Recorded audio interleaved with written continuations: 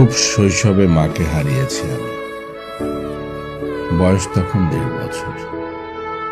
তখন থেকেই দাদি, বড়াব্বা সহ বাড়ির সবাই আদর স্নেহ দিয়ে বড় করেছে আমাকে। এলাকার মানুষ আপন সন্তানের মতো স্নেহ করত আমাকে। বাড়ির পাশে শাখা নদীতে 12 মাস পানি থাকতো তখন। স্কুল ফাঁকি দিয়ে সেই নদীতে গোসল করতাম, মাছ ধরতাম, বন্ধুদের নিয়ে পিকনিক করতাম। স্কুলের পুরনো সায়েন্স বিল্ডিং এর ছাদের উপরে বেড়ে ওঠা বটগাছের চ্যাপ্টা পাতায় ভাত খেতাম। ডিম ভাজি, শাক আর ভাত। দিনগুলো স্বপ্নের মতো ছিল। বাড়ির পাশে হরিজন সম্প্রদায়ের মানুষের বসবাস ছিল। বন্ধু বান্ধব বলতে তারাই ছিল আমার একমাত্র খেলার সাথী, যার জন্য সম্পদশালী বড়লোক তেমন কোনো শ্রেণীর মানুষের সঙ্গে সখ্যতা থাকলেও, আত্মীয়তা থাকলেও বন্ধুত্ব কখনো হয়নি।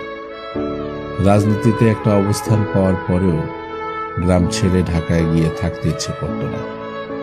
গ্রামেই ঘুরতে খুব ভালো লাগতো আমার। সাধারণ মানুষের কাছে গেলে হারিয়ে যাওয়া বাবা মাকে খুঁজে পেতাম। তারাই পরিবারের একটা অংশ হয়ে গিয়েছিল আমার। প্রতিটি মানুষ এত আপন ভাবে কথা বলতো, তাই সুযোগ পেলেই গ্রামেই ছুটে যেতাম। অনেক দিন হয়ে গেল গ্রামে যাওয়া হয় না। তবুও কিছু মানুষের খোঁজ খবর নেবার চেষ্টা করি আমি এখনো গ্রামে ঘুরে বেড়াই, প্রতিদিন ঘুরে বেড়াই। আপন মনেই সবার সাথে কথা বলি। আমার চলার পথে প্রতিবন্ধকতা বাধা আমার কল্পনা শক্তিকে, আমার অনুভবকে, আমার অজস্র জমিয়ে রাখা স্মৃতিকে ওরা বন্ধ করতে পারেনি। সকাল হলে চমকে চেয়ে উঠে বসে থাকি। বৈঠকখানায় হয়তো অনেকগুলো মানুষ অপেক্ষা করছে। এখনো কিছু অসহায় মানুষ হয়তো নীরবে সেই দরজার কাছে আসে, বন্ধ দরজার দিকে চেয়ে থেকে ফিরে যায়।